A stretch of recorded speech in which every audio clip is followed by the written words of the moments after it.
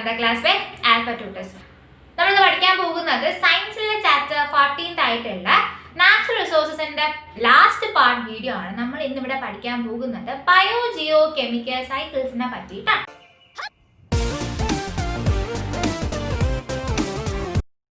So bio geo chemical cycles പഠിക്കുന്നതിന് മുമ്പ് നിങ്ങൾക്ക് എന്താണ് അബയോട്ടിക് ഫാക്ടേഴ്സ് എന്നും ബയോട്ടിക് ഫാക്ടേഴ്സ് എന്നും അറിഞ്ഞിരിക്കണം അല്ലേ? സോ നമ്മൾ കഴിഞ്ഞ ക്ലാസ്സിലൊക്കെ പറയുന്നുണ്ട് അല്ലേ, എന്താണ് അബയോട്ടിക് ഫാക്ടേഴ്സ് എന്ന് പറയുന്നത്? നോൺ ലിവിങ് ആയിട്ടുള്ള സംഭവങ്ങൾ, സബ്സ്റ്റൻസസും, അതുപോലെ തന്നെ ബയോട്ടിക് ഫാക്ടേഴ്സ് എന്തായിരിക്കും? ലിവിങ് ആയിട്ടുള്ള സബ്സ്റ്റൻസ്. നമ്മൾ ആദ്യം മുതലേ പഠിക്കുന്ന ഒരു കാര്യമാണ്. നോൺ ലിവിങ് എന്തായിരിക്കും? എയർ, വാട്ടർ, സോയിൽ, ഇതൊക്കെ ആയിരിക്കും നമ്മുടെ മെയിൻ ആയിട്ടുള്ള അബയോട്ടിക് ഫാക്ടർ എന്ന് പറയുന്നത്. ലിവിങ് എന്തായിരിക്കും? നമുക്ക് പ്ലാന്റ്സ്, ആനിമൽസ്, ബേർഡ്സ്, അതൊക്കെ ആയിരിക്കും എന്തെന്ന് പറയുന്നത് ലിവിങ് ആയിട്ടുള്ള ബയോട്ടിക് ഫാക്ടർ എന്ന് പറയുന്നത്. ഇനി നോൺ ലിവിങ് ആയിട്ടുള്ള അബയോട്ടിക് ഫാക്ടേഴ്സും ലിവിങ് ആയിട്ടുള്ള ബയോട്ടിക് ഫാക്ടേഴ്സും തമ്മിൽ there is an interaction. മനസ്സിലാവുന്നുണ്ടല്ലോ? അവർ അങ്ങോട്ടും ഇങ്ങോട്ടും ഇന്ററാക്ട് ചെയ്യുന്നുണ്ടാവും. അതുകൊണ്ടാണ് നമ്മുടെ എൻവയോൺമെന്റ് സ്റ്റേബിൾ ആയിട്ട് ഇരിക്കാൻ കാരണം ഈ ഒരു ഇന്ററാക്ഷൻ കൊണ്ടാണ്. ഇപ്പൊ നിങ്ങൾ ആലോചിക്കും, what is the advantages of this interaction എന്ന് പറയുന്നത്? അതായത് നമ്മുടെ എനർജി ട്രാൻസ്ഫർ നടക്കാൻ കാരണം, എനർജിയുടെയും മാറ്ററിന്റെയൊക്കെ ട്രാൻസ്ഫർ നടക്കാൻ കാരണം, ഇത് ബയോസ്ഫിയർ നടക്കാൻ കാരണം ഈ ഒരു അബയോട്ടിക് ഫാക്ടറും ബയോട്ടിക് ഫാക്ടറും തമ്മിലുള്ള ഒരു ലിങ്കേജ് അല്ലെങ്കിൽ ഇന്ററാക്ഷൻസ് കാരണമാണ്. സോ നമുക്ക് ആ ഇന്ററാക്ഷൻസ് ആണ് വാട്ടർ സൈക്കിൾസ്, നൈട്രജൻ സൈക്കിൾസ് പോലുള്ള സൈക്കിൾസ് ഒക്കെ നമുക്ക് പഠിക്കാനായിട്ട് പോകുന്നത്. സോ നിങ്ങൾ ആലോചിക്കേണ്ട കാര്യമാണ്, ഏതൊരു സൈക്കിൾ എടുത്താലും എന്താണ്, നമ്മളിപ്പോൾ ഒരു പ്രോഡക്റ്റ്, നമ്മളിപ്പോൾ ഒരു സബ്സ്റ്റൻസ് എടുക്കുന്നുണ്ടാവും, തിരിച്ച് അതേപോലെ ആ സബ്സ്റ്റൻസ് മെയിൻറ്റെയിൻ ചെയ്യാൻ ശ്രമിക്കുന്നുണ്ടാവും. മനസ്സിലാവുന്നുണ്ടല്ലോ? ഫോർ എക്സാമ്പിൾ നമ്മളിപ്പോൾ വാട്ടർ സൈക്കിൾ തന്നെ എടുത്തു കഴിഞ്ഞാൽ, വാട്ടർ നമുക്ക് ആവശ്യമായിട്ടുള്ള വസ്തുവാണ്. നമ്മൾ എന്ത് ചെയ്യത്തില്ല, വാട്ടർ യൂസേജ് മാത്രം അല്ല നമ്മൾ ചെയ്യുന്നത്, പിന്നെ എന്ത് ചെയ്യുന്നുണ്ടാവും, ആ വാട്ടറിനെ റീസ്റ്റോർ ചെയ്യാനും കൂടെ നമ്മൾ എന്ത് ചെയ്യുന്നുണ്ടാവും, ശ്രമിക്കുന്നുണ്ടാവും. നമ്മൾ ഇനി മുമ്പോട്ട് പഠിക്കാൻ പോകുന്ന ഏതൊരു സൈക്കിളും അങ്ങനെ തന്നെ ആയിരിക്കും. നമ്മളൊരു പ്രോഡക്റ്റ്, ഇപ്പോൾ നൈട്രജൻ ആയാലും കാർബൺ ആയിരുന്നാലും ഓക്സിജൻ ആയാലും എടുത്തതിന് എന്തായിരിക്കും, യൂസേജ് മാത്രമല്ല അത് റീസ്റ്റോർ ചെയ്യാനും നമ്മൾ ശ്രമിക്കുന്നുണ്ട്. നമുക്ക് ആദ്യത്തെ സൈക്കിൾ ആരായിരിക്കും? വാട്ടറിൻ്റെ സൈക്കിൾ ആയിരിക്കും. സോ വാട്ടറിൻ്റെ സൈക്കിളിനെ പറ്റി പറയുന്ന സമയത്ത് നമുക്കറിയാം അല്ലേ, നമുക്ക് വാട്ടർ ബോഡീസ് ആയിട്ടുള്ള റിവർ, സീ, ലേക്സ്, അങ്ങനെ കുറേ സംഭവം കാണും. എന്തായിരിക്കും, നമ്മുടെ സണ്ണിൽ നിന്നും ഹീറ്റ് അടിക്കുന്ന സമയത്ത് എന്തായിരിക്കും, ഈ വാട്ടർ ബോഡീസിൻ്റെ അകത്തുള്ള വാട്ടർ എന്ത് ചെയ്യുന്നുണ്ടാവും, മുകളിലേക്ക് ഇവാപറേറ്റ് ചെയ്ത് പോകുന്നുണ്ടാവും. മുകളിലെത്തുമ്പോൾ എന്തായിരിക്കും, അവിടെ കണ്ടൻസേഷൻ പ്രോസസ്സ് നടന്നുകൊണ്ട് മഴയായിട്ട്, റെയിനായിട്ട് അവർ വീഴുന്നുണ്ടാവും അല്ലേ? സോ ഇതാണ് നമ്മുടെ വാട്ടർ സൈക്കിൾ. എന്താണ്? ഇവാപറേഷൻസ് ഓഫ് ദി വാട്ടർ, പിന്നെ എന്ത് ചെയ്യുന്നുണ്ടാവും, അവർ വീണ്ടും വാട്ടറായിട്ട് കണ്ടൻസേഷൻ ഓഫ് ദി വാട്ടർ എന്ന് പറയുന്നുണ്ടാവും. പക്ഷെ നമ്മൾ പറയുന്ന പോലെ ഈ ഒരു ഹോൾ പ്രോസസ്സ് അത്ര കണ്ട് എളുപ്പമുള്ള പ്രോസസ്സ് ഒന്നും അല്ല. എന്താണ് കാര്യം എന്ന് പറയുന്നത്? ഫോർ എക്സാമ്പിൾ നമ്മളിപ്പോൾ ഇവാപറേറ്റ് ചെയ്ത് മുകളിൽ പോയെന്ന് വിചാരിച്ചു, കണ്ടൻസ് ചെയ്യുന്ന സമയത്ത് അവർ വാട്ടർ ബോഡീസിലോട്ട് തന്നെ വീഴണമെന്ന് നിർബന്ധമൊന്നുമില്ല. പിന്നെ എന്താണ്, ലാൻഡ് ഏരിയാസിലും അത് റെയിൻ വീഴാനുള്ള ചാൻസ് കൂടുതലാണ് അല്ലെ? ലാൻഡിൽ വീണാൽ എന്തായിരിക്കും, ലാൻഡ് വീണ് കഴിഞ്ഞാൽ അത് സോയിലോട്ട് പെനിട്രേറ്റ് ചെയ്തിട്ട് അണ്ടർഗ്രൗണ്ട് വാട്ടർ ഫോം ചെയ്യാനുള്ള ചാൻസസ് കൂടുതലായിരിക്കും അല്ലെ? അപ്പൊ അണ്ടർഗ്രൗണ്ട് വാട്ടർ എന്ത് ചെയ്യും, ഒന്നേ അത് ഇങ്ങനെ താഴെ തന്നെ ഫ്ലോ ചെയ്തുകൊണ്ട് സ്പ്രിങ്സ് പോലുള്ള സ്ഥലങ്ങളിൽ പോകാനായിട്ട് ചാൻസസ് ഉണ്ടാകും. അല്ലെങ്കിൽ എന്തായിരിക്കും, അവരാണെങ്കിൽ നമ്മുടെ വെല്ല്, അതുപോലെ തന്നെ ട്യൂബ് വെൽസിലൊക്കെ ഈ ഒരു വാട്ടർ ഫ്ലോട്ട് ചെയ്ത് പോകുന്ന ചാൻസ് ആണ്. സോ ദിസ് ഈസ് വാട്ട് നമ്മുടെ വാട്ടർ സൈക്കിൾ ഈസ് എന്ന് പറയുന്നത്. എന്താണ്, നമ്മുടെ ആനിമൽസിൻ്റെ, പ്ലാന്റ്സിൻ്റെ, ബേർഡ്സിൻ്റെ എല്ലാവർക്കും വളരെയധികം യൂസ്ഫുൾ ആയിട്ടുള്ള സംഭവമാണ് വാട്ടർ എന്ന് പറയുന്നത്. വാട്ടർ യൂണിവേഴ്സൽ എന്താണ്, സോൾവെന്റ് ആണ്. ഒരുപാട് സംഭവത്തെ ഡിസോൾവ് ചെയ്യുന്നുണ്ടാവും അല്ലേ വാട്ടർ എന്ന് പറയുന്നത്. എന്താണ്, ഇപ്പോൾ വാട്ടർ ഇങ്ങനെ പോകുന്ന സമയത്ത്, സോയിലൊക്കെ വരുന്ന സമയത്ത് എന്താണ്, അവിടെ റോക്കൊക്കെ ഉണ്ടെങ്കിൽ ആ മിനറൽസിനെയൊക്കെ ഡിസോൾവ് ചെയ്തുകൊണ്ടായിരിക്കും അത് വാട്ടർ ബോഡീസിലോട്ടൊക്കെ പോകുന്നുണ്ടാകുന്നത്.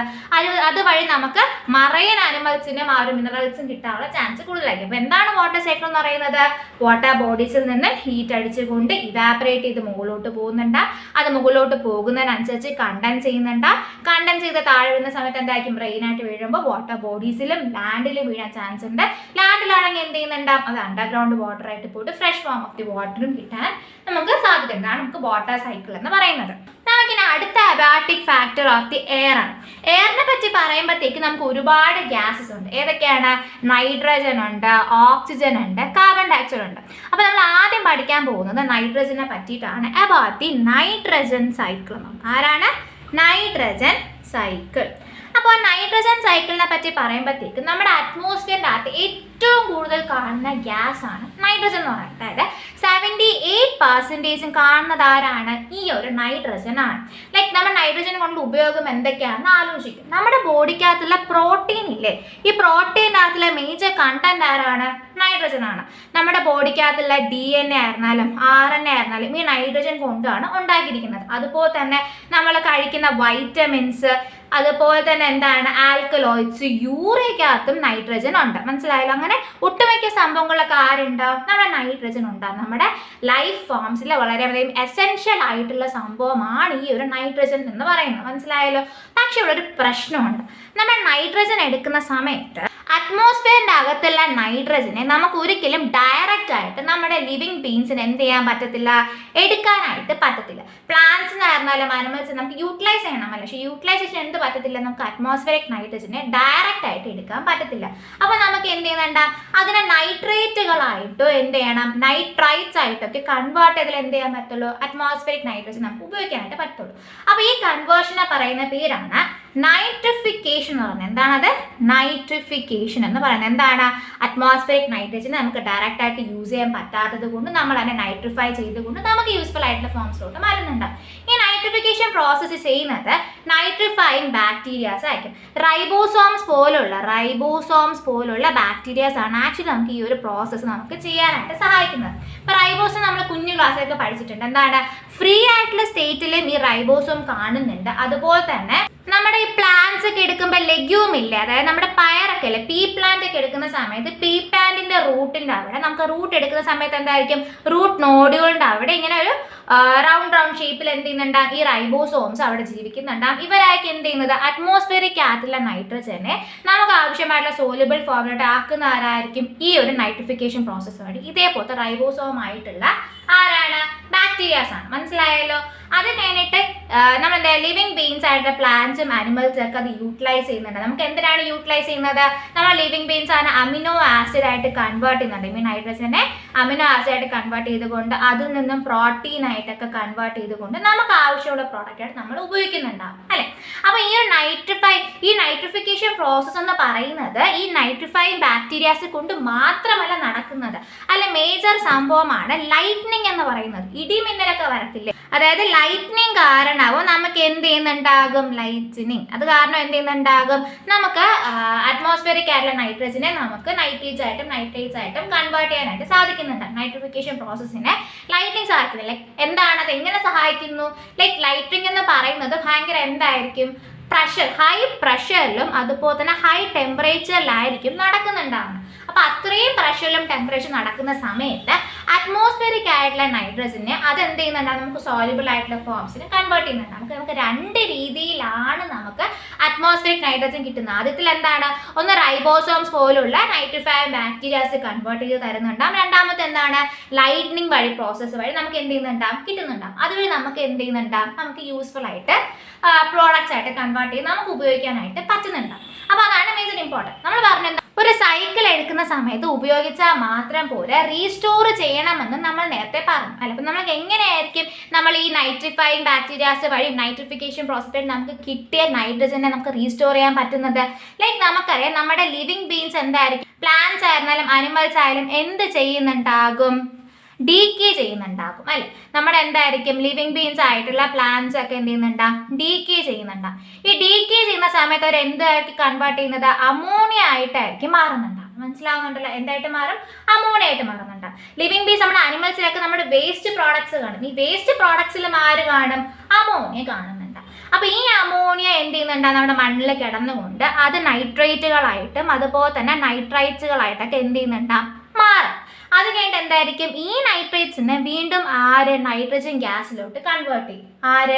ഡീനൈട്രിഫിക്കേഷൻ പ്രോസസ്സ് വഴി. മനസ്സിലാകുന്നുണ്ടല്ലോ? ആരാണ്? ഡീനൈട്രിഫിക്കേഷൻ പ്രോസസ്സ് വഴി. അപ്പം നൈട്രജൻ സൈക്കിളിൻ്റെ ഇമ്പോർട്ടൻറ്റ് പോയിന്റ് എന്താണ്? നമുക്ക് ഡയറക്റ്റ് ആയിട്ട് നൈട്രജനെ ഉപയോഗിക്കാനായിട്ട് പറ്റുന്നുണ്ടാവില്ല. അറ്റ്മോസ്ഫിയറിക് നൈട്രജൻ എന്ത് ചെയ്യുന്നുണ്ടാകും? നൈട്രിഫിക്കേഷൻ പ്രോസസ്സ് വഴി നമുക്ക് ഉപയോഗപ്രദമായ ഫോമിലോട്ട് നമ്മൾ അതിനെ കൺവേർട്ട് ചെയ്യുന്നുണ്ട്. അതിന് സഹായിക്കുന്ന ബാക്ടീരിയാസ് ആണ് നൈട്രിഫൈങ് ബാക്ടീരിയാസ് എന്ന് പറയുന്നത്. അതുവഴി ഉപയോഗിച്ച് കഴിഞ്ഞ നൈട്രജൻ നമ്മൾ വീണ്ടും അതിനെ കൺവേർട്ട് ചെയ്തുകൊണ്ട് നമ്മൾ തിരിച്ച് ആരിലോട്ടാക്കും? വീണ്ടും അറ്റ്മോസ്ഫിയറിക് നൈട്രജനിലോട്ട് ആക്കുന്നുണ്ട്. അങ്ങനെ തിരിച്ച് നമ്മൾ അങ്ങോട്ട് പോകുന്ന പ്രോസസ്സ് പറയുന്ന പേരാണെന്ത്? ഡീനൈട്രിഫിക്കേഷൻ പ്രോസസ് എന്ന് പറയുന്നത്. നൈട്രിഫിക്കേഷൻ പ്രോസസ്സ് ചെയ്യുന്നതിന്റെ ഓപ്പോസിറ്റ് ടൈപ്സ് ഓഫ് ബാക്ടീരിയ ആയിരിക്കും എന്ത് ചെയ്യുന്നത്? ഡീനൈട്രിഫിക്കേഷൻ പ്രോസസ്സ് ചെയ്യുന്നുണ്ടാകും. മനസ്സിലായല്ലോ? അപ്പോൾ ഇമ്പോർട്ടൻറ്റ് പോയിന്റ് എന്താണ്? അറ്റ്മോസ്ഫിയറിക് നൈട്രജൻ നമുക്ക് ഡയറക്റ്റ് ആയിട്ട് യൂസ് ചെയ്യാൻ പറ്റത്തില്ല. നൈട്രിഫിക്കേഷൻ പ്രോസസ്സ് വഴിയായിരിക്കും നമ്മൾ അത് യൂട്ടിലൈസ് ചെയ്യുന്നുണ്ടാകുന്നത്. അത് കഴിഞ്ഞിട്ട് തിരിച്ചെങ്ങനെയായിരിക്കും പോകുന്നത്? ഡീനൈട്രിഫിക്കേഷൻ പ്രോസസ്സ് വഴി നമ്മളെ ഓപ്പോസിറ്റ് ആയിട്ട് എന്ത് ചെയ്യുന്നുണ്ടാകും? നൈട്രേറ്റുകളെ നൈട്രജൻ ഗ്യാസ് ആയിട്ട് മാറ്റുന്നുണ്ട്. അപ്പോൾ മനസ്സിലായോ? കണ്ടന്റ് എന്താണ് മനസ്സിലായല്ലോ? അപ്പോൾ കണ്ടന്റ് അറിഞ്ഞിരുന്ന സൈക്കിൾ വരച്ച് പഠിക്കാൻ എന്തായിരിക്കും? എളുപ്പമായിരിക്കും. അപ്പോൾ സൈക്കിൾ എങ്ങനെയാണ് വരയ്ക്കുന്നതെന്ന് നോക്കാം. ആദ്യം എന്തായിരിക്കും? നമ്മുടെ അറ്റ്മോസ്ഫിയറിൻ്റെ അകത്തുള്ള നൈട്രജൻ്റെ ഗ്യാസ് ആയിരിക്കും അല്ലേ? ഈ നൈട്രജൻ ഗ്യാസ് എന്തായിരിക്കും? നമ്മുടെ നൈട്രജൻ ഫിക്സേഷൻ വഴി, നൈട്രിഫൈങ് പ്രോസസ്സ് വഴി നൈട്രജൻ ഫിക്സേഷൻ വഴി ആരിലോട്ട് എത്തുന്നുണ്ടാകും? നമ്മുടെ ഗ്രീൻ പ്ലാന്റ്സിലോട്ട് അവരെത്തുന്നുണ്ടാകും. ഗ്രീൻ പ്ലാന്റ്സിന്റെ പ്രോട്ടോപ്ലാസത്തിലോട്ടൊക്കെ അവരെത്തുന്നുണ്ടാകും. ഈ ഗ്രീൻ പ്ലാന്റ്സിൽ നിന്നും ആരിലോട്ട് കിട്ടും? നമ്മുടെ അനിമൽസിന്റെ പ്രോസസ്സിലോട്ട് കിട്ടുന്നുണ്ടാകും. പ്രോട്ടോപ്ലാസത്തിലോട്ട് കിട്ടുന്നുണ്ടാകും. മനസ്സിലാവുന്നല്ലോ? ഗ്രീൻ പ്ലാന്റ്സിനകത്ത് നൈട്രജൻ എന്ത് ചെയ്യുന്നുണ്ടാകും? അനിമൽസ് കഴിക്കുന്ന വഴി അനിമൽസിനും എന്ത് ചെയ്യുന്നുണ്ടാകും? നൈട്രജന്റെ ഒരു അംശം കിട്ടുന്നുണ്ടാകും. ഈ എന്താണ്? അനിമൽസിന്റെ വേസ്റ്റ് വഴിയൊക്കെ എന്ത് കിട്ടുന്നുണ്ടാകും? അവര് അമോണിയ ഫോം ചെയ്യുന്നുണ്ടാകും. ആര് ഫോം ചെയ്യുന്നുണ്ടാകും? അമോണിയ ഫോം ചെയ്യുന്നുണ്ടാകും. അതുപോലെ തന്നെ ഗ്രീൻ പ്ലാന്റ്സും ഡീകേ ഫോം വഴി എന്ത് ചെയ്യുന്നുണ്ടാകും? ഡീകേ ചെയ്തുകൊണ്ട് അമോണിയ ഫോം ചെയ്യുന്നുണ്ടാകും. അതിന്റെ process of the formation of the ammonia പറയുന്ന പേരാണ് അമോണിഫിക്കേഷൻ. ആരാണ്? അമോണിഫിക്കേഷൻ എന്ന് പറയുന്നത്. മനസ്സിലായല്ലോ? അത് കഴിഞ്ഞിട്ടെന്ന് പറയുന്നത് ഈ അമോണിയ തിരിച്ച് ആരായിട്ട് കൺവേർട്ട് ചെയ്യാൻ പറ്റുന്നുണ്ടാവും? നൈട്രൈറ്റുകളായിട്ട് കൺവേർട്ട് ചെയ്യാൻ പറ്റുന്നുണ്ടാവും. നൈട്രൈറ്റുകളെ നൈട്രേറ്റ്സ് ആയിട്ട് കൺവേർട്ട് ചെയ്യാൻ പറ്റുന്നുണ്ടാവും. ഈ നൈട്രേറ്റ്സ് നമുക്ക് വീണ്ടും നമ്മൾ പറഞ്ഞു അല്ലേ? ഡീനൈട്രിഫിക്കേഷൻ പ്രോസസ്സ് വഴി അറ്റ്മോസ്ഫിയറിക് നൈട്രജൻ ആയിട്ട് കൺവേർട്ട് ചെയ്യാൻ പറ്റും. ഇതാണ് നമ്മുടെ പ്ലാന്റ്സ് വഴിയുള്ള സൈക്കിൾ. നമ്മൾ വേറെയും പഠിച്ചു അല്ലേ? എന്താണ്? നമുക്ക് പ്ലാന്റ്സ് വഴി അല്ലാതെ തന്നെ അല്ലേ, നമുക്ക് ഈ ബാക്ടീരിയാസിന്റെ ഹെൽപ്പ് ഇല്ലാതെ തന്നെ ആരാണ്? നമ്മുടെ അറ്റ്മോസ്ഫിയറിന്റെ ഹെൽപ്പ്. നമുക്ക് അറ്റ്മോസ്ഫിയറിന്റെ അതുപോലെ തന്നെ അറ്റ്മോസ്ഫിയറിന്റെ ഇൻഡസ്ട്രീസിന്റെയും ഹെൽപ്പ് വഴി നമുക്ക് എന്ത് ചെയ്യുന്നുണ്ടാവും? ലൈറ്റ്നിങ് വഴിയൊക്കെ നമുക്ക് ആര് ചെയ്യുന്നുണ്ടാവും? ഈ അറ്റ്മോസ്ഫിയറിക് നൈട്രജനെ നമുക്ക് നൈട്രിഫിക്കേഷൻ പ്രോസസ്സ് വഴി നൈട്രേറ്റുകളായിട്ട് കൺവേർട്ട് ചെയ്യുന്നുണ്ടാവും. പിന്നെ ഈ നൈട്രേറ്റ്സിനെ ഡീനൈട്രിഫിക്കേഷൻ വഴി അറ്റ്മോസ്ഫിയറിക് നൈട്രജൻ ആയിട്ട് കൺവേർട്ട് ചെയ്യുന്നുണ്ടാവും. കാര്യം പഠിച്ചിരുന്ന സമയത്ത് നമുക്ക് നൈട്രജൻ സൈക്കിൾ വളരെയധികം എളുപ്പമല്ല. എങ്ങനെയാണ്? നൈട്രജൻ ഫിക്സേഷൻ വഴി പ്രോസസ്സ് വഴി ബാക്ടീരിയാസ് ഒക്കെ ഗ്രീൻ പ്ലാന്റ്സിലോട്ട് കൊടുക്കുന്നുണ്ടാവും. ആ ഗ്രീൻ പ്ലാന്റ്സ് വഴി അനിമൽസിന് കിട്ടുന്നുണ്ടാവും. പിന്നെ എന്താണ്? അനിമൽസിന്റെ വേസ്റ്റ് വഴിയും അതുപോലെ തന്നെ ഗ്രീൻ പ്ലാന്റ്സിൽ നിന്നും അമോണിഫിക്കേഷൻ പ്രോസസ്സ് വഴിയും അത് ആരായിട്ട് മാറുന്നു? അമോണിയ ആയിട്ട് മാറുന്നുണ്ട്. അമോണിയനെ നൈട്രൈറ്റ് ആയിട്ടും നൈട്രേറ്റ് ആയിട്ടും കൺവേർട്ട് ചെയ്യുന്നുണ്ട്. ഈ നൈട്രേറ്റുകൾ നമ്മൾ എന്ത് ചെയ്യുന്നുണ്ടാവും? ഓപ്പോസിറ്റ് ഓഫ് നൈട്രിഫിക്കേഷൻ പ്രോസസ്സ് എന്താണ്? ഡീനൈട്രിഫിക്കേഷൻ പ്രോസസ്സ് വഴി ഇതിൽ ആരോട്ട് കൺവേർട്ട് ചെയ്യുന്നു? അറ്റ്മോസ്ഫിയറിക് നൈട്രജനിലോട്ട് നമുക്ക് കൺവേർട്ട് ചെയ്യാൻ സാധിക്കുന്നുണ്ടാവും അല്ലെ? പിന്നെ എന്താണ്? ഈ ഒരു നമുക്ക് പ്ലാന്റ്സ് വഴി അല്ലാതെ തന്നെ ഈ ബാക്ടീരിയ വഴി അല്ലാതെ തന്നെ ഡയറക്ട്ലി നമുക്ക് ആരെ കൺവേർട്ട് ചെയ്യാൻ പറ്റുന്നുണ്ടാവും?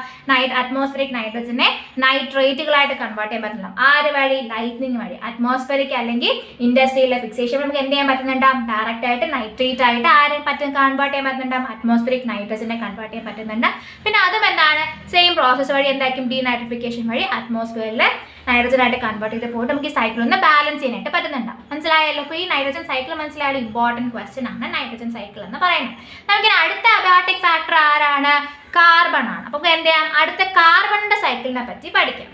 സോ നമ്മൾ അടുത്ത് പഠിക്കാൻ പോകുന്നതാണ് കാർബണിന്റെ സൈക്കിൾ എന്ന് പറയുന്നത്. അപ്പോൾ നമുക്ക് ആദ്യം എന്ത് പഠിക്കണം? എങ്ങനെയാണ് അറ്റ്മോസ്ഫിയറിൻ്റെ അകത്തുള്ള കാർബൺ യൂട്ടിലൈസ് ചെയ്യുന്നതെന്ന് പഠിക്കണം. പിന്നെ ആരെ പറ്റി പഠിക്കണം? നമുക്കത് എങ്ങനെ റീസ്റ്റോർ ചെയ്യാമെന്നതിനെ പറ്റിയും പഠിക്കണം അല്ലേ? അപ്പം നമ്മൾ എങ്ങനെയാണ് നമ്മുടെ കാർബണിനെ കൊണ്ടുള്ള നമ്മുടെ ഉപയോഗം എന്തൊക്കെയാണ്? നമുക്ക് കാർബൺ പല ഫോംസ് നമ്മുടെ നേച്ചറിൽ കാണുന്നുണ്ട്. അത് നമുക്ക് എലമെന്റൽ ഫോംസ് ആണ് നോക്കുന്നുണ്ടെങ്കിൽ, എലമെന്റൽ ഫോമിലാണെങ്കിൽ ഏതൊക്കെയായിരിക്കും? ആരാണ്?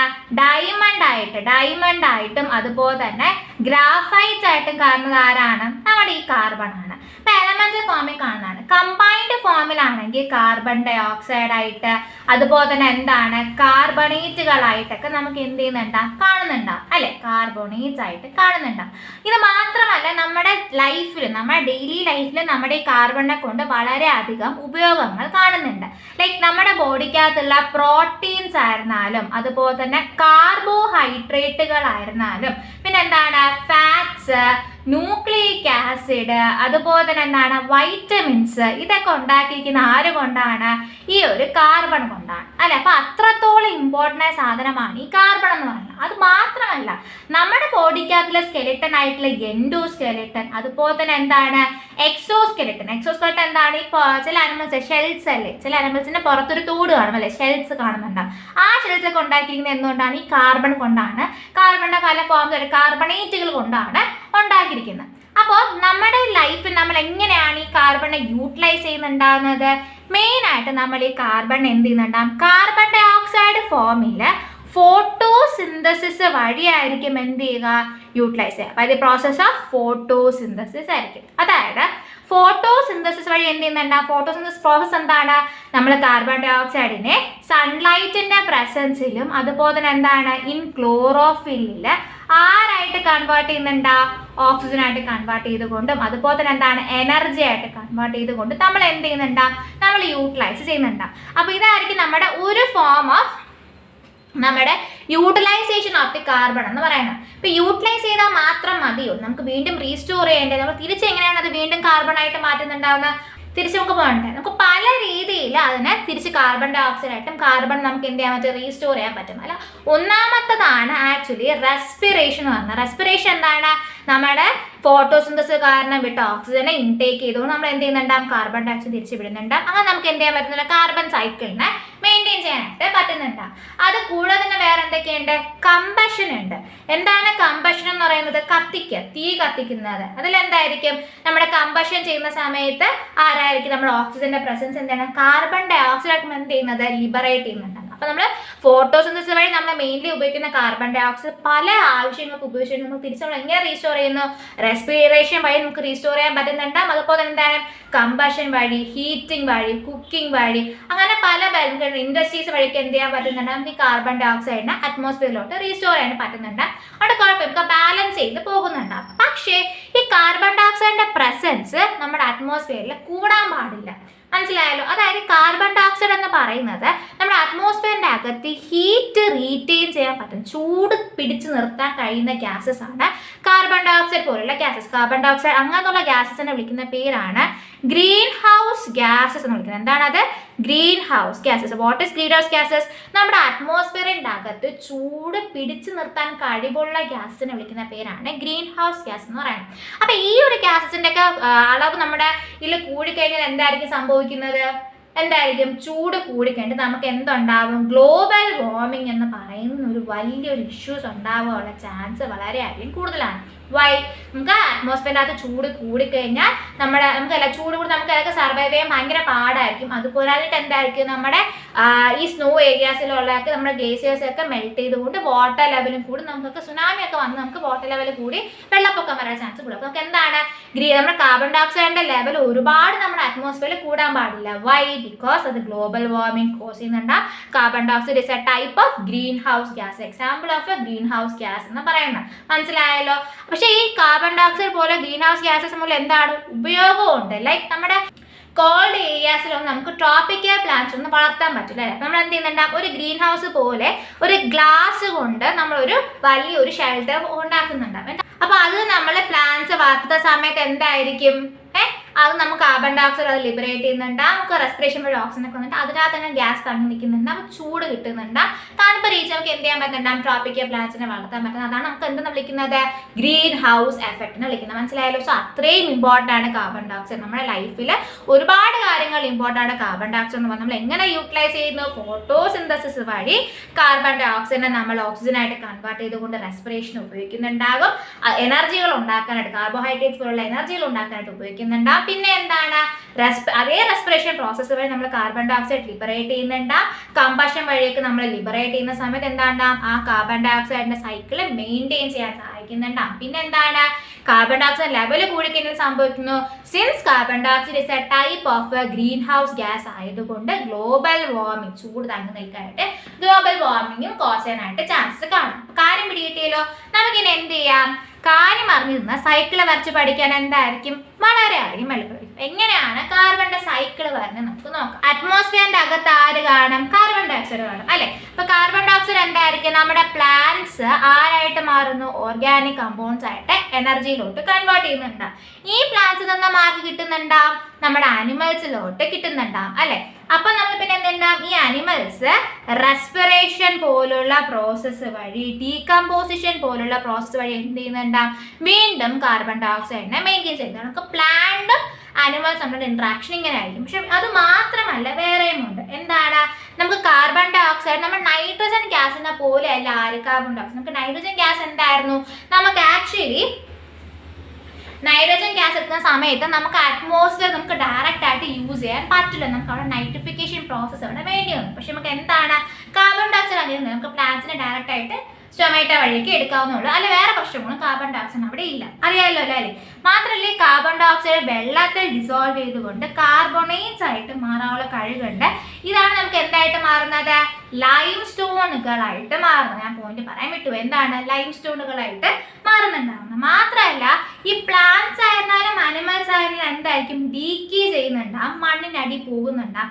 ഇതാണ് നമുക്ക് എന്ത് ചെയ്യുന്നത്? ഫോസിൽ ഫ്യൂവൽസ് ഒക്കെ ഉണ്ടാകാൻ സാധിക്കുന്നത്. അപ്പൊ എന്താണ് ഫോസിൽ ഫ്യൂവൽസിലായിട്ടുള്ള പെട്രോളിയം എന്ത് ചെയ്യുന്നുണ്ട്? ഉണ്ടാക്കുന്നുണ്ട്. മനസ്സിലായി. ഫോസിൽ ഫ്യൂലാണ് എന്ത്?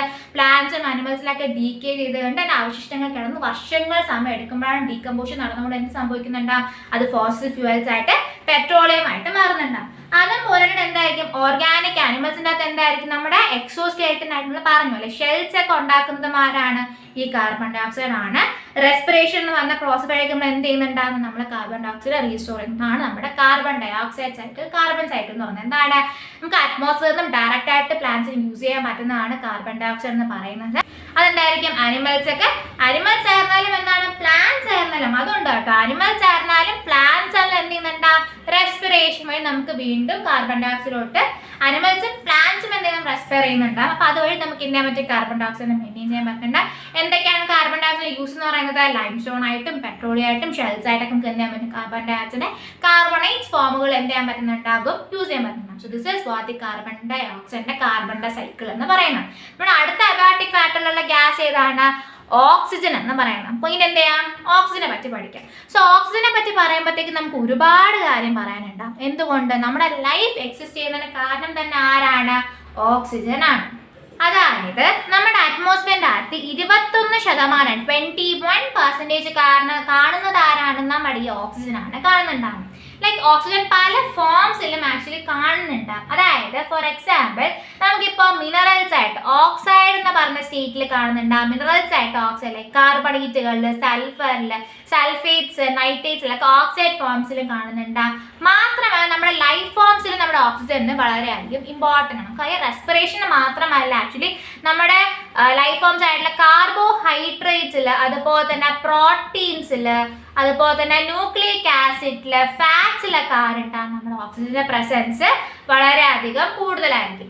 അപ്പൊ ഇങ്ങനെയുള്ള ഓക്സിജൻ നമുക്ക് എങ്ങനെയായിരിക്കും അത് യൂസ്ഫുൾ ആയിട്ട് വരുന്നുണ്ടാവുന്നത്? ലൈക്ക് നമുക്ക് 3 രീതിയിലായിരിക്കും നമുക്ക് ഓക്സിജനെ യൂട്ടിലൈസ് ചെയ്യാൻ പറ്റുന്നത്. ഒന്നെന്താണ്? കമ്പഷൻ വഴി. എന്താണ്? നമുക്ക് തീ കത്തിക്കണമെങ്കിൽ, എന്താണ് നമുക്ക് കമ്പഷൻ നടക്കണമെങ്കിൽ അവിടെ എന്തിന്റെ പ്രസൻസ് വേണം? ഓക്സിജന്റെ പ്രസൻസ്. നമുക്ക് എല്ലാവർക്കും അറിയാത്ത കാര്യമാണ്. രണ്ടാമത്തെ എന്താണ്? നമ്മൾ ജീവിക്കുന്നത്, നമ്മുടെ റെസ്പയർ ചെയ്യുന്നത് ആര് കാരണമാണ്? ഓക്സിജൻ കാരണമാണ്. ഒരിക്കലും ഓക്സിജന്റെ പ്രസൻസ് ഇല്ലെങ്കിൽ നമുക്ക് എന്ത് ചെയ്യാൻ പറ്റില്ല? നമുക്ക് ജീവിക്കാൻ പറ്റുന്നുണ്ടാവില്ല. പിന്നെന്താണ്? ഒരുപാടധികം ഓക്സൈഡ്സും മിനറൽസും കാണുന്ന എന്താണ്? നമ്മുടെ ഓക്സിജന്റെ പ്രസൻസിൽ കാണണമാണ്. മനസ്സിലായോ? ഇങ്ങനെയാണ് നമ്മൾ എന്ത് ചെയ്യുന്നത്? ഓക്സിജനെ യൂട്ടിലൈസ് ചെയ്യുന്നത്. പക്ഷേ നമുക്ക് റിട്ടേൺ ആയിട്ട് വീണ്ടും ആ ഒരു സൈക്കിൾ മെയിൻറ്റെയിൻ ചെയ്യാനായിട്ട് തിരിച്ചു കൊടുക്കാൻ പറ്റുന്ന ഏത് പ്രോസസ്സിലായിരിക്കും? ഒരേ ഒരു പ്രോസസ്സിലായിരിക്കും. That is photosynthesis. എന്താണ്? ഫോട്ടോസിന്തസിസ്. അപ്പോൾ എന്താണ്? നമുക്ക് യൂസ് ചെയ്യാൻ പല രീതികളുണ്ട്. തിരിച്ചു കൊടുക്കാൻ നമുക്ക് എന്തേ ഉള്ളൂ? ഒരു മാർഗ്ഗമേ ഉള്ളത്. എന്താണ്? ഫോട്ടോസിന്തസിസ് വഴിയായിരിക്കും നമ്മൾ എന്ത് ചെയ്യുന്നത്? പ്ലാന്റ്സിന് ഓക്സിജന്റെ ലെവൽ മെയിൻറ്റെയിൻ ചെയ്യാൻ പറ്റുന്നത്. നമുക്ക് പറയുന്നത് എന്താണ്? പ്ലാന്റ്സ് നട്ട് പിടിപ്പിക്കാൻ പറയുന്ന കാര്യം എന്തുകൊണ്ടാണ്? നമുക്ക് വേറെ രീതിയിലൊന്നും നമുക്ക് ഓക്സിജന്റെ ലെവൽ നമ്മുടെ നാട്ടിൽ ബാലൻസ് ചെയ്യാൻ പറ്റുന്നുണ്ടാവില്ല.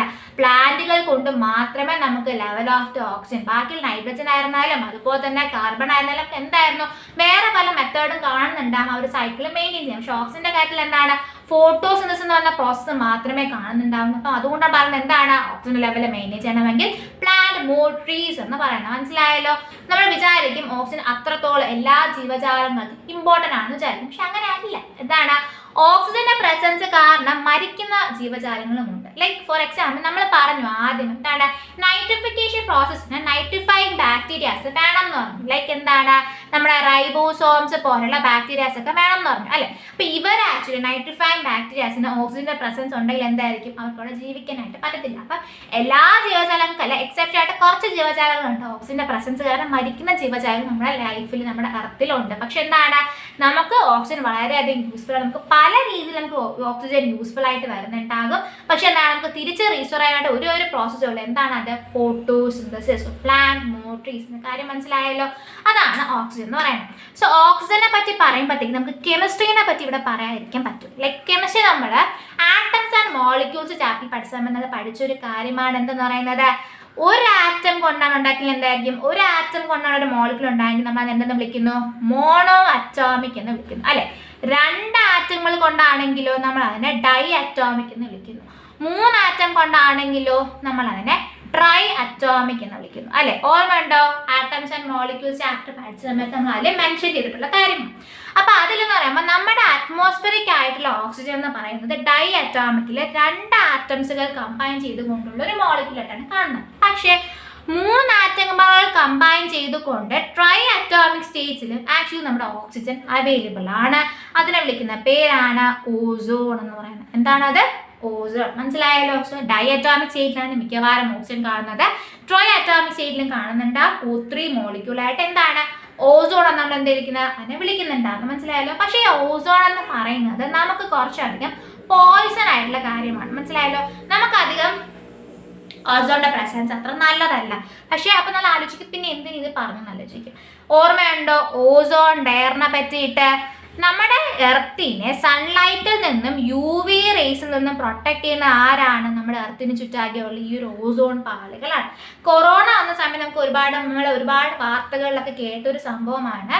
ഓസോൺ പാളികളിൽ ഒരുപാടധികം ഹോൾസ് വീണിട്ടുണ്ടായിരുന്നു. അപ്പോൾ സൺലൈറ്റ്സ് ഒക്കെ നേരിട്ട് ഡയറക്റ്റായിട്ട് വരുമ്പോഴത്തേക്ക് നമ്മുടെ ഹ്യൂമൻ ലൈഫ് ഭയങ്കര അധികം അഫക്റ്റ് ചെയ്യുന്നുള്ള പഠിച്ച സമയത്ത് കൊറോണ കാരണം പൊല്യൂഷൻ കുറഞ്ഞത് കാരണം എന്തായിരുന്നു ഓസോൺ ലെയറിന്റെ ഹോൾസ് ഒക്കെ പയ്യെ കുറഞ്ഞു വരുന്നു എന്നും നമ്മുടെ എൻവയോൺമെന്റ് പഴയതുപോലെ ആകുന്നു എന്നുള്ള ഒരുപാട് ന്യൂസ് ഇതിനെപ്പറ്റി കേട്ടു. മനസ്സിലായല്ലോ? സോ അത്രത്തോളം നമുക്ക് ഓസോൺ നമ്മുടെ അറ്റ്മോസ്ഫിയറിന്റെ അകത്ത് നമ്മുടെ അറ്റ്മോസ്ഫിയറിന്റെ അകത്ത് നമുക്കൊരു പോയിസണസ് സംഭവമാണെങ്കിൽ എന്താണ് ആക്ച്വലി ഞാൻ പറഞ്ഞു എന്താണ് നമ്മുടെ ഓസോൺ എന്ന് പറഞ്ഞാൽ നമ്മുടെ ഹ്യൂമൻ ബീങ്സുകൾക്ക് നമ്മുടെ അറ്റ്മോസ്ഫിയർ നമുക്ക് പോയിസണസ് സംഭവമാണ്. പക്ഷെ നമ്മുടെ അറ്റ്മോസ്ഫിയറിന്റെ അകത്ത് സ്റ്റേബിൾ അല്ലാത്തത് കൊണ്ട് എന്താകുന്നു അത് മുകളിലോട്ട് പോയിട്ട് ഒരു ഓസോൺ ലെയർ നമുക്കവിടെ ഫോം ചെയ്തിട്ട് നമുക്ക് വളരെയധികം യൂസ്ഫുൾ ആകുന്നു. മനസ്സിലായല്ലോ? നമ്മുടെ ഓസോൺ എന്ന് പറയുന്നത് ആക്ച്വലി പോയിസൺ ആണ്. പക്ഷെ എന്താണ് നമ്മുടെ അറ്റ്മോസ്ഫിയറിന്റെ അകത്ത് സ്റ്റേബിൾ അല്ലാത്തത് കൊണ്ട് അത് മുകളിലോട്ട് പോയിട്ട് എന്താണ് നമുക്കവിടെ ഒരു ഓസോൺ ലെയർ ഫോം ചെയ്യുന്നുണ്ടാവും. സോ ഇതാണ് നമ്മുടെ ബയോജിയോ സൈക്കിൾ എന്ന് പറഞ്ഞാൽ നമ്മൾ ആരൊക്കെ പറ്റി പഠിച്ചു? നമ്മുടെ വാട്ടറിന്റെ സൈക്കിളിനെ പറ്റി പഠിച്ചു, നൈട്രജന്റെ സൈക്കിളിനെ പറ്റി പഠിച്ചു, കാർബൺ ഡൈ ഓക്സൈഡ് സൈക്കിളിനെ പറ്റി പഠിച്ചു, ഓക്സിജന്റെ സൈക്കിളിനെ പറ്റി നമ്മൾ പഠിച്ചു അല്ലെ. വാട്ടർ സൈക്കിൾ എന്തായിരുന്നു? ഇവാപറേഷനും കണ്ടൻസേഷനും നടക്കുന്നതാണ്. വളരെയധികം എളുപ്പമാണ് ആക്ച്വലി വാട്ടർ സൈക്കിൾ എന്ന് പറയുന്നത്. ലൈക്ക് ആ അണ്ടർഗ്രൗണ്ട് വാട്ടറിനെ പറ്റിയിട്ടൊക്കെ ഒന്ന് പോയിന്റ് ഔട്ട് ചെയ്താൽ മാത്രം മതി. നൈട്രജൻ സൈക്കിളാണ് ആക്ച്വലി കുറച്ച് എന്തായാലും ഡിഫറെന്റ് ആയ സംഭവം എന്ന് പറയുന്നത്. അറ്റ്മോസ്ഫിയറിന്റെ അകത്ത് ഏറ്റവും കൂടുതൽ കാണുന്നതാണെങ്കിൽ കൂടിയും എന്താണ് ഡയറക്റ്റ് ആയിട്ട് നമുക്ക് യൂസ് ചെയ്യാൻ പറ്റൂല.